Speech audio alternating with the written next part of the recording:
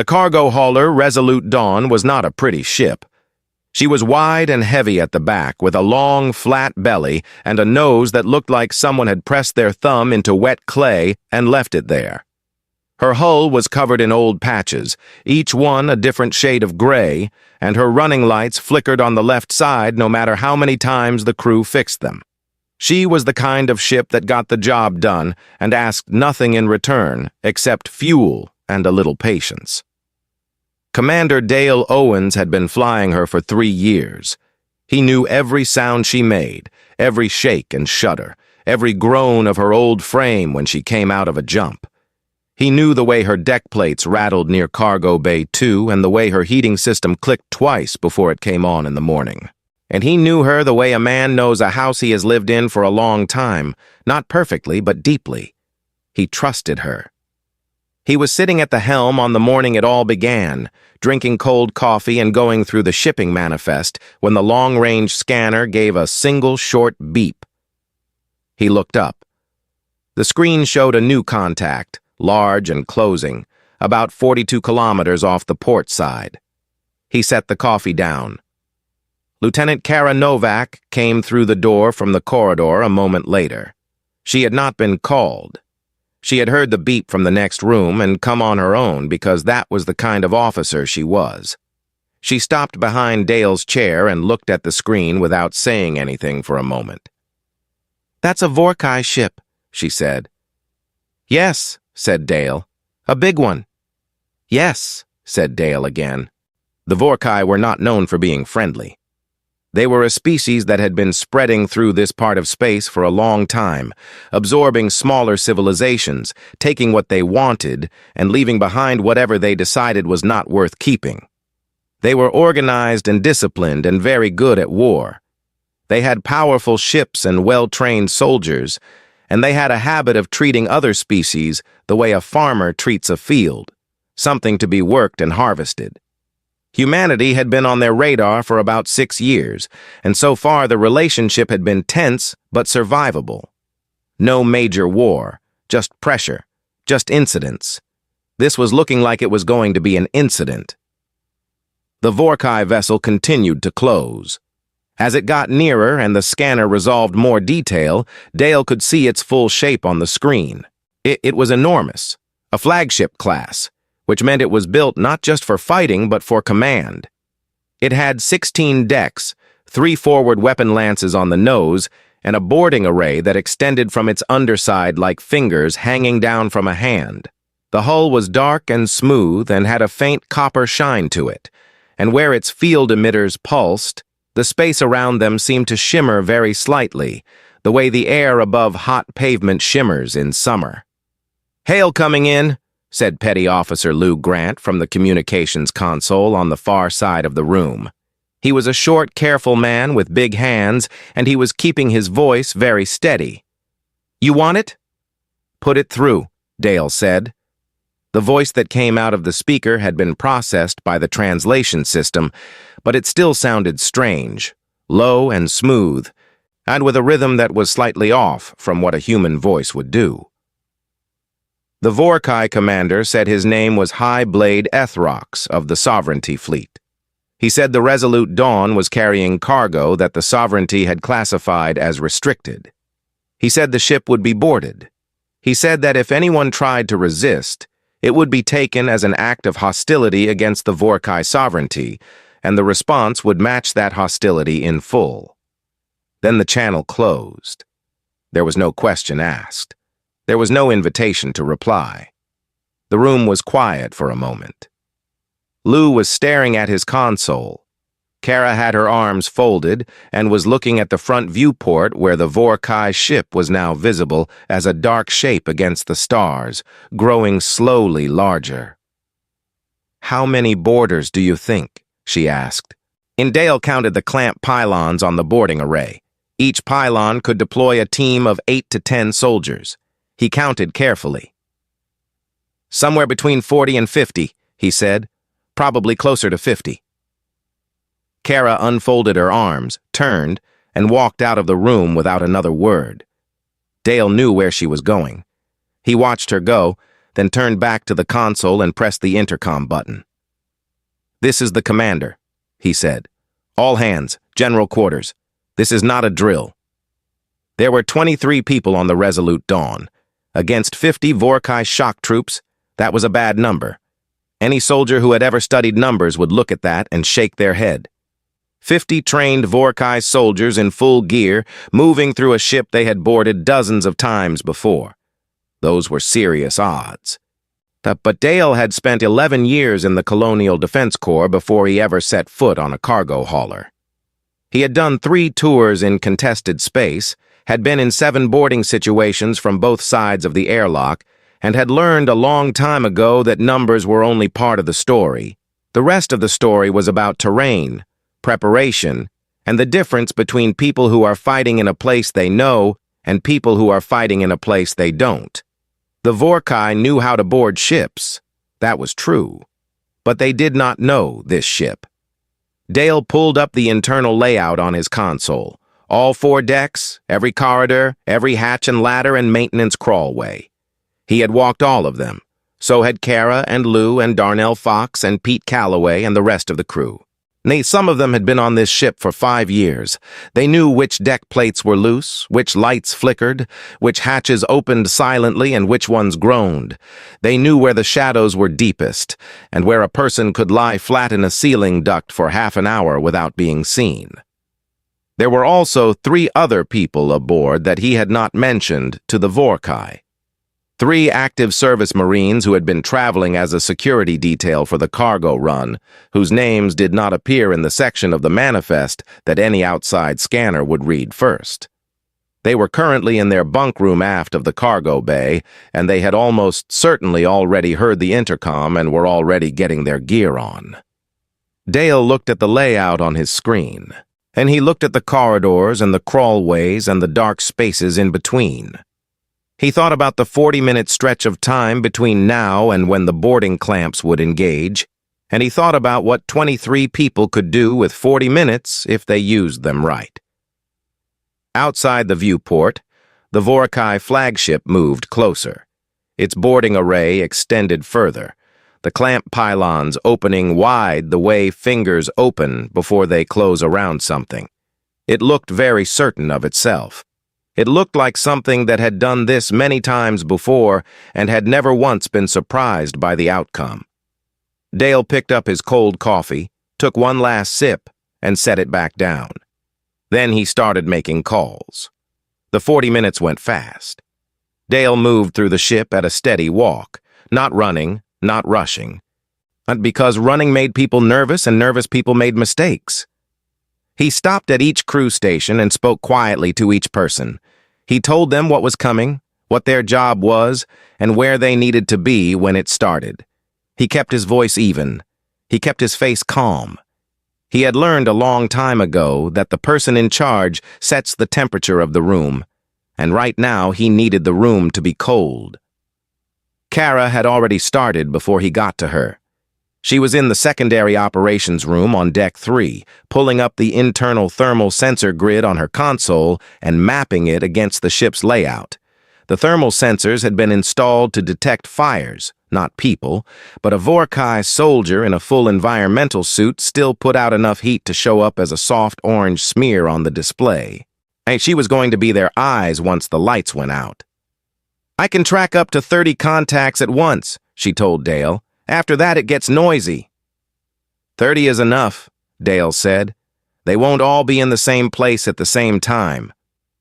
Petty Officer Darnell Fox was already in the ceiling. He had pulled open a maintenance hatch above the cargo hold and climbed up into the crawlway network that ran between the ceiling of the hold and the floor of Deck 2 above it. The crawlways were not comfortable. They were about 60 centimeters wide and 50 centimeters tall, which meant a person had to lie flat on their stomach and drag themselves forward with their elbows. They were dark and smelled of old insulation and machine oil. Darnell had been in worse places. He had 3 stun batons with him, 2 in his hands and 1 tucked into the back of his belt, and he was moving into position above the point where the boarding team would enter. Sergeant Pete Calloway and the 3 Marines were in the corridor network on Deck 1. They had blocked 2 of the 4 main through routes with cargo containers that had been quietly moved from the hold over the past half hour. Not to stop the Vorkai entirely, but to channel them. To make them go where the crew wanted them to go, down the corridors the crew knew best, past the hatch points and ceiling access panels that the crew had already chosen. Pete was a big man who had done 2 tours in the outer colonies and had the kind of calm that comes from having been genuinely scared so many times that it has become familiar. He positioned his people without drama and waited.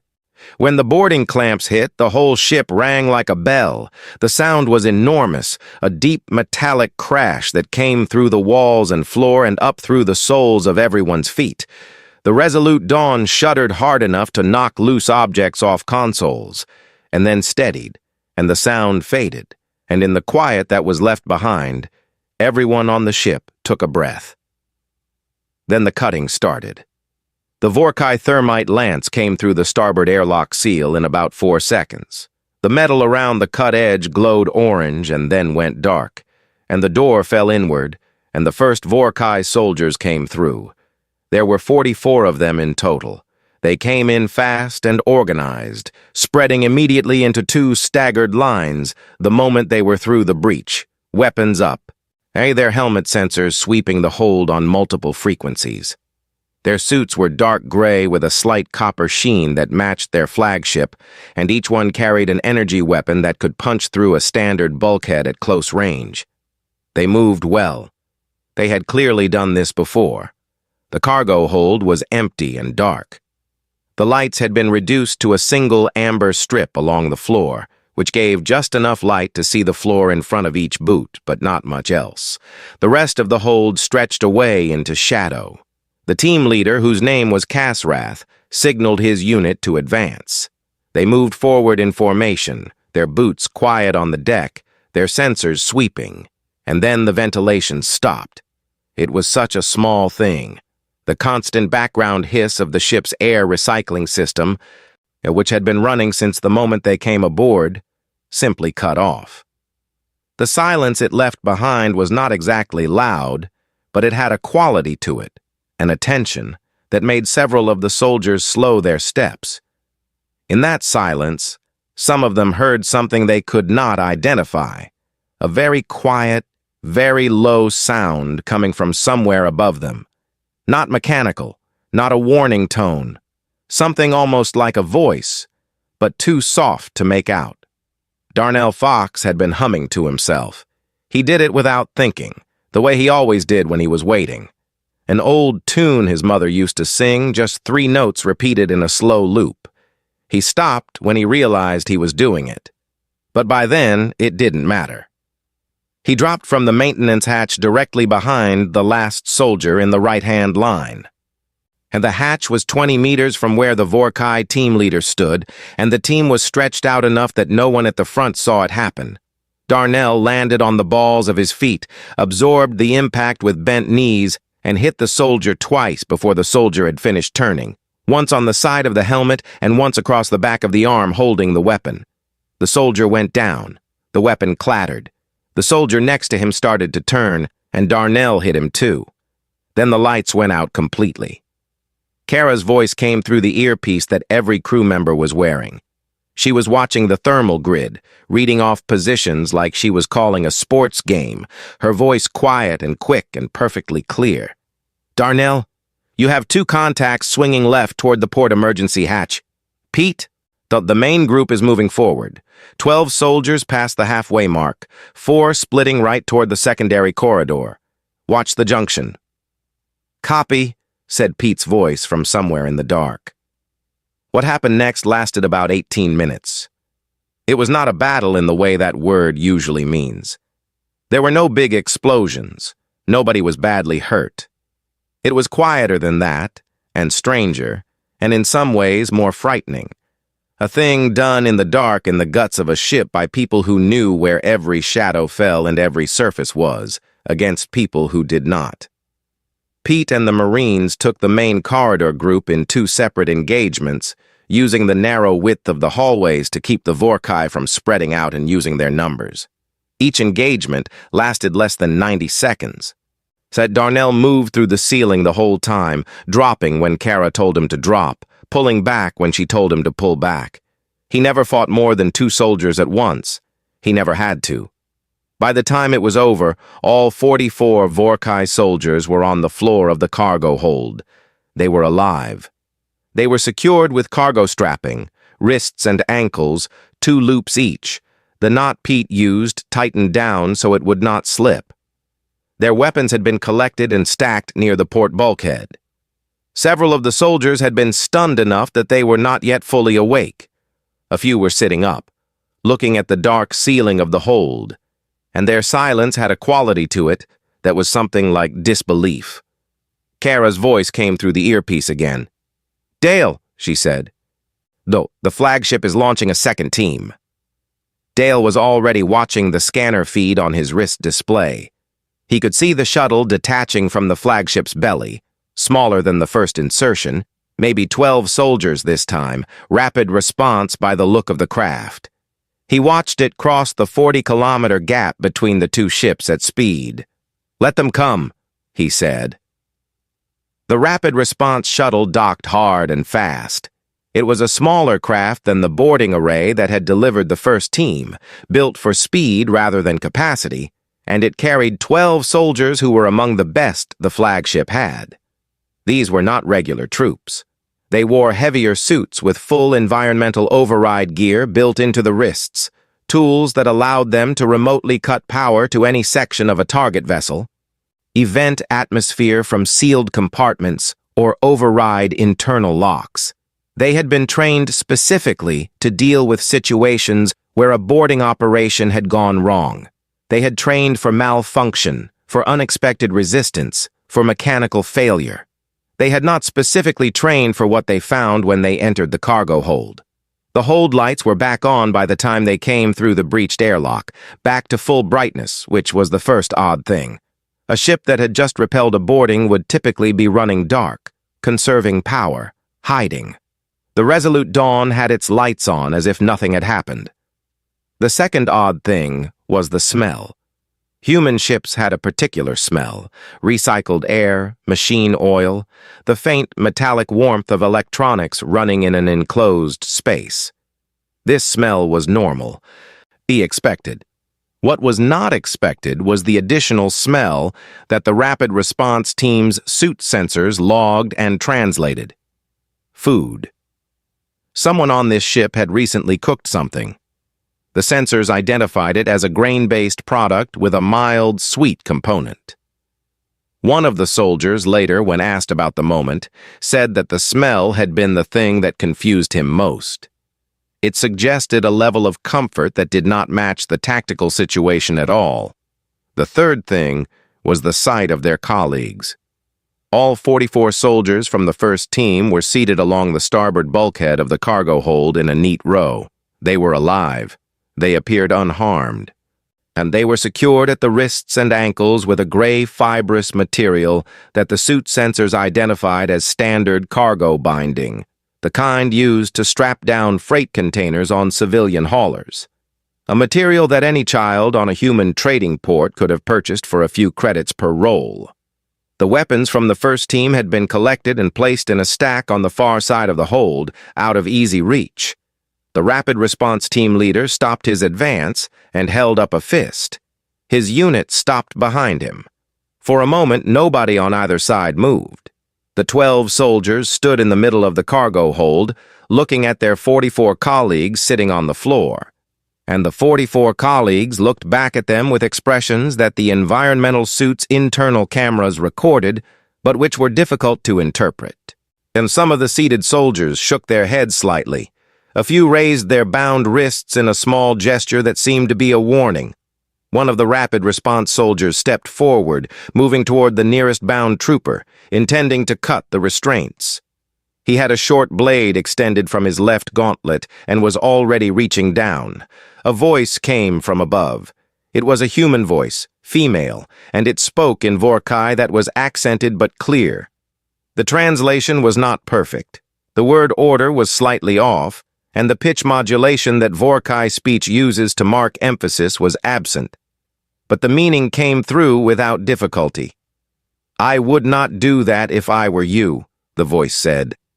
Every soldier in the rapid response team looked up. Corporal Nina Reyes was lying on a horizontal support strut near the ceiling of the cargo hold, 15 feet above the floor. The strut was about 20 centimeters wide and ran across the full width of the hold as part of the structural frame. Nina was flat on her stomach. Her legs spread slightly for balance, and she was holding a Vorkai pulse rifle with both hands. It was one of the weapons taken from the first team. She had spent the last 22 minutes learning how to operate it. It had not been easy. Vorkai weapons were built for Vorkai hands, which were larger than human hands and had a different grip geometry. The firing mechanism was in a position that required Nina to hold the weapon slightly awkwardly, and the targeting system used a frequency of light that her human eyes could not directly see. So she had worked around this by switching the sighting system off entirely and aiming by feel, the way she had been trained to aim with unfamiliar weapons during her service years. She was reasonably confident she had it right. Reasonably. "There are 16 weapons pointed at your team right now," Nina said, which was not entirely accurate. The true number was 9. But she said it in the flat, certain tone of someone stating a fact they have known for a long time. "Some of them are yours. Please put your weapons down and sit with your colleagues." The rapid response team leader did not move for 3 full seconds. His suit sensors were sweeping the ceiling and the walls and the crawlway hatches, looking for the other 15 weapons, trying to verify the claim. The sensors found a number of elevated heat signatures that could be consistent with concealed personnel. The number was not exactly 16. It was also not 0. He put his weapon on the floor. His unit followed one by one, and each weapon made a flat ringing sound as it hit the deck plates. When the last one was down, Darnell Fox dropped from a ceiling hatch behind the group, and Pete Calloway came through the forward corridor door, and 2 of the Marines came in from the port side hatch, and that was the moment when the rapid response team understood the full shape of what had happened to them. The securing process was quiet and efficient. Pete moved through the group with cargo strapping, doing the wrists first and then the ankles, and Darnell collected the weapons and added them to the stack on the port side, and none of the rapid response soldiers resisted. A few of them sat down on their own before Pete got to them, as if their legs had simply decided it was time to stop holding them up. When it was done, 56 Vorkai soldiers were seated on the floor of the cargo hold of the Resolute Dawn. The hold was well lit, and the temperature was comfortable, and the faint smell of whatever Darnell had cooked in the galley earlier was still hanging in the recycled air. It was, by any measure, one of the stranger moments that any of the 56 soldiers had experienced in their military careers. Nina climbed down from the support strut with the careful movements of someone who has been lying on metal for a long time and whose elbows are not happy about it. She handed the Vorkai pulse rifle to Pete, who added it to the stack. "And how do you say, 'stay seated' in Vorkai?" she asked Lou, who had come down from the operations room and was standing near the door. Lou thought about it for a moment, then said a phrase he had picked up from the ship's translation files. It roughly meant, "Remain where you are and do not cause problems." He said it to the 56 soldiers. They remained where they were and did not cause problems. Dale came into the cargo hold through the aft door, looked at the rows of seated Vorkai soldiers, looked at the stack of weapons by the port bulkhead, looked at his crew standing calm and steady around the room. He nodded once.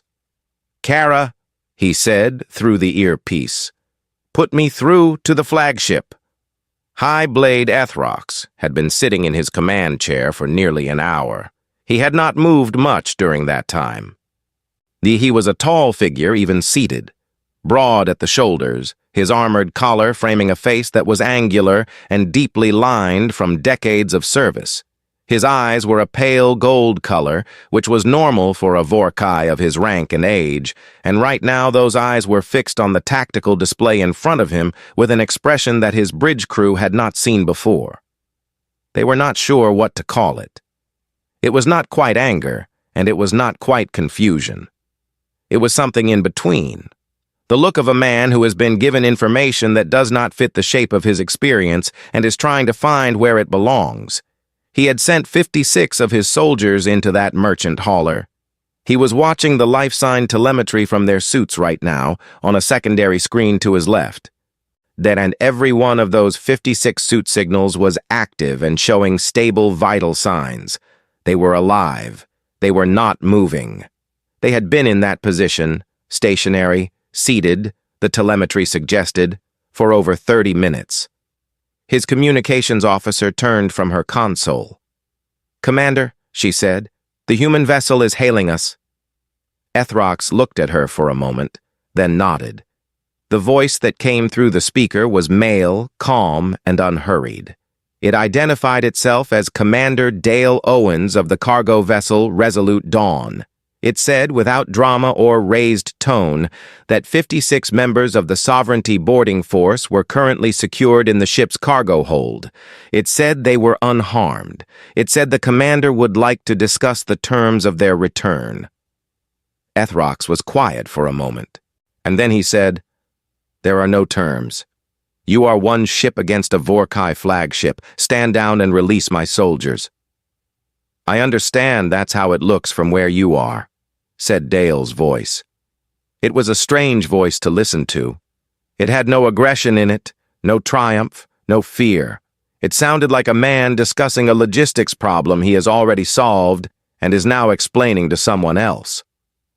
"But let me explain the situation as it actually stands right now. You have 218 crew on your vessel. I have 56 of your soldiers, and I have their weapons, and some of my crew have been getting familiar with how those weapons work for the past half hour. Your forward lances take 11 seconds to cycle to full power discharge. I know that because my first officer looked it up." On the secondary screen, Nykara Novak was reading the technical specifications off a captured Vorkai datapad, running her finger down a column of numbers. She looked up, caught Dale's eye, and nodded to confirm the figure. "What I am offering," Dale continued, "is a simple exchange. You withdraw your boarding clamps. You move your vessel back to a distance of no less than 200 kilometers. We return your soldiers to you unharmed by shuttle. Everyone goes home. That is the whole offer. There is nothing hidden in it." Ethrox did not reply immediately. His bridge was very quiet. His officers were watching their consoles with careful attention, because looking at the commander directly in a moment like this was not something any of them wanted to do. Ethrox was thinking. He was a methodical man, and he was trying to find the error in the picture in front of him. He had 30 years of sovereignty service. He had conducted 61 boarding operations over that career against 12 different species, in a range of vessel types from small personal craft to mid-size military ships. He had never, in 61 boardings, found himself on the wrong end of the outcome. The Sovereignty's boarding protocol was tested and proven. The numbers were always in favor of the boarding force. The shock of the breach, the equipment advantage, the training difference, these things combined in a way that almost always produced the same result in under 15 minutes. He could not find the tactical error. He looked at it from several directions, and each time he came back to the same place, which was that the error had not been tactical. The error had been something else, something earlier.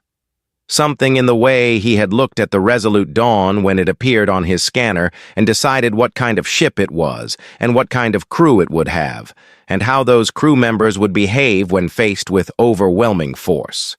He had assumed they would behave like every other species he had encountered, that they would assess the numbers, recognize the impossibility of resistance, and yield.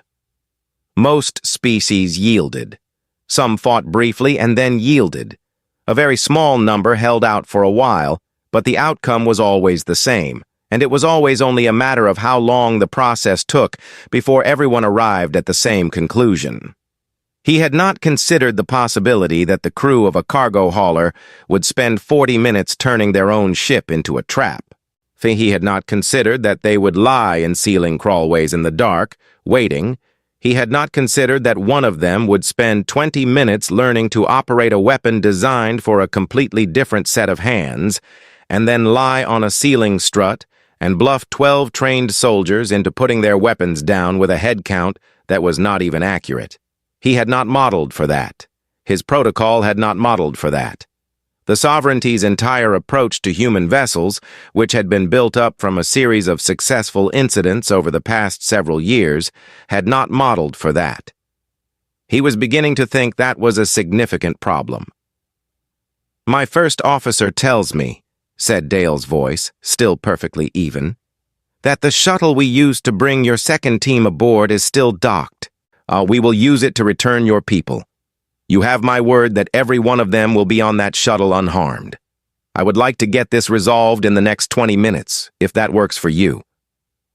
Ethrox looked at the tactical display. He looked at the Resolute Dawn sitting there 40 kilometers away, small, battered, running lights flickering on the left side. He looked at the life sign readings of 56 of his soldiers, stable and unmoving in that ship's cargo hold. He thought about the voice on the channel, which had not risen in pitch or changed its pace since the conversation started. He thought about what it meant that a merchant hauler crew had done this, and what it meant that they were now offering a clean resolution instead of making demands. "Navigator," he said quietly, "prepare to disengage boarding clamps on my order." His navigator did not hesitate or ask for confirmation. The order was entered. Around the flagship's belly, the mechanisms that held the clamps engaged began their disengagement sequence, and the soft vibration of it moved through the ship's frame in a way that every person on the bridge could feel through the soles of their boots. "Commander Owens," Ethrox said, "your terms are accepted. Proceed." The shuttle made 3 trips.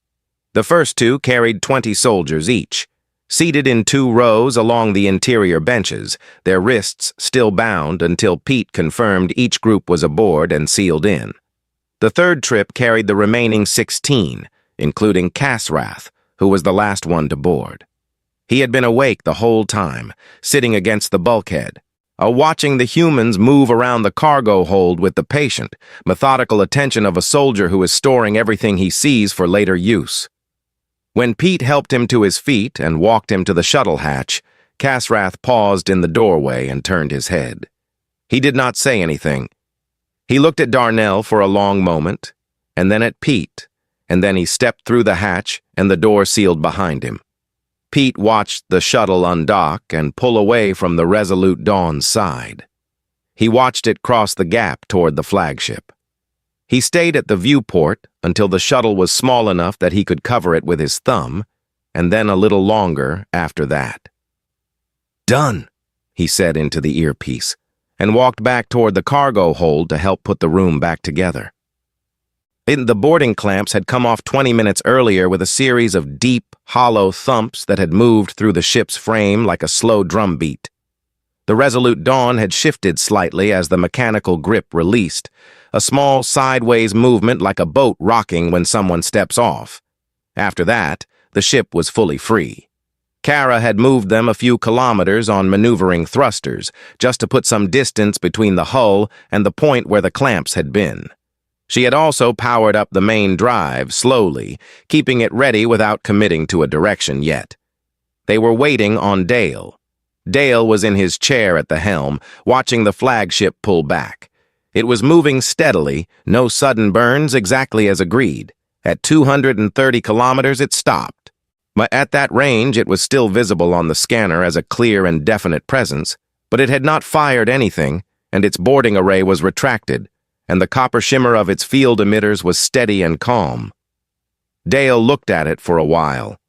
Then he turned to the navigation console. "Set course for Relay Station 7, he said. "Standard cruise speed. Let's get going." The Resolute Dawn turned slowly in the dark and began to move. There was not much celebration on the ship that evening. People were tired in the way that comes after a long stretch of fear and focus, and the thing that had happened was too strange and too close to sit easily.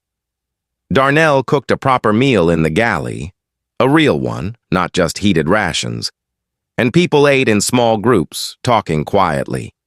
Nina's elbows were badly bruised from the support strut, and Lou had a cut above his eyebrow from a loose panel that nobody had fixed for 3 years, and that he was going to fix now, definitely, this time. The 3 Marines sat together in the aft lounge and spoke very little, which was how they usually were. Kara spent an hour and a half writing the incident report. She sat at her console in the operations room with the door closed and wrote everything down in the order it had happened, using the ship's internal logs and her own sensor records to get the times right. She was careful and precise. She listed each stage of the engagement, each team, each method used. She listed the weapons recovered, the make and model of each one, which she had looked up in the captured datapad. She listed the outcome. 56 personnel detained and returned, no fatalities, no serious injuries. All enemy weapons held as recovered assets, boarding clamps disengaged, flagship withdrawn to agreed distance. She read it back twice, found 2 small errors, fixed them, and transmitted it to the Colonial Defense Liaison at Relay Station 7. The report was 3 pages long and used plain language throughout. It did not describe the situation as a victory. It described it as a resolved incident. That was the accurate term, and Kara used accurate terms. What she did not know, and what Dale did not know, and what none of the 23 crew members of the Resolute Dawn knew, was that the report would matter a great deal more than any of them expected.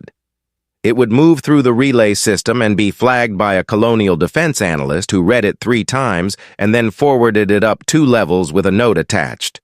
That note said, and in the dry language of military analysis, that the incident represented a category of outcome not previously documented and that it warranted wider review. Wider review took about 4 months.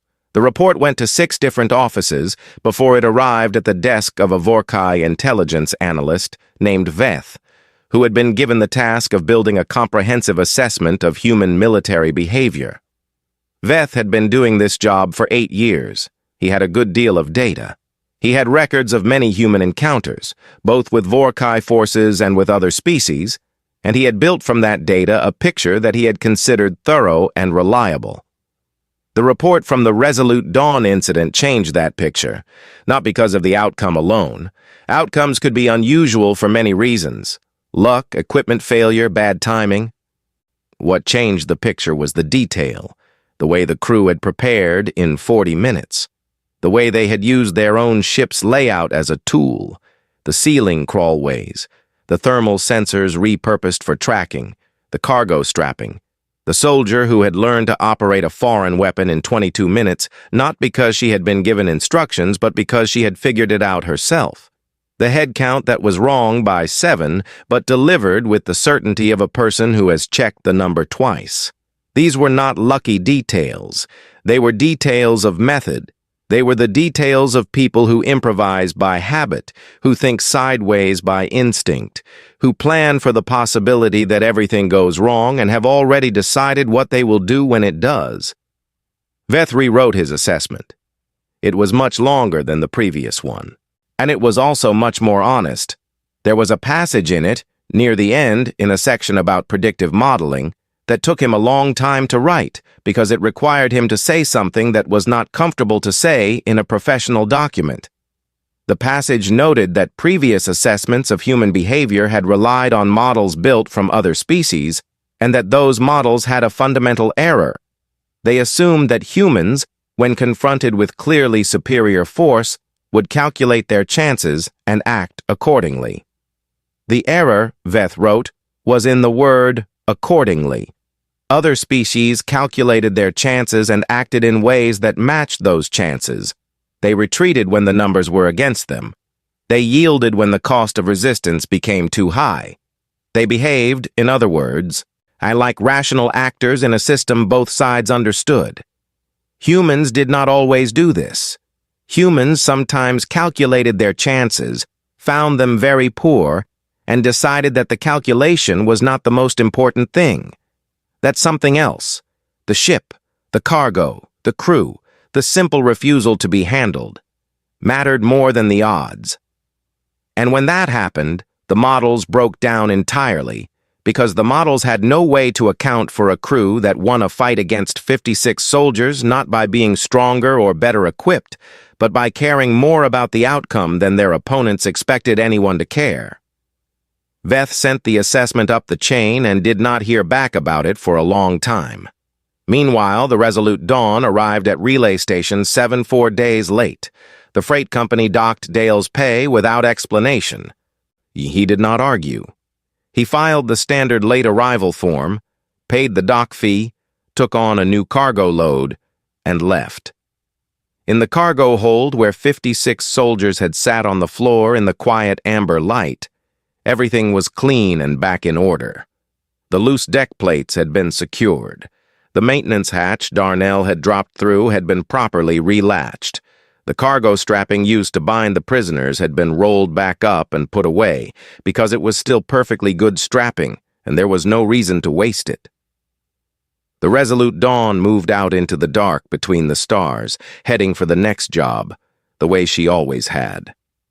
She was not a pretty ship, but she was theirs, and they knew her, and that had been enough.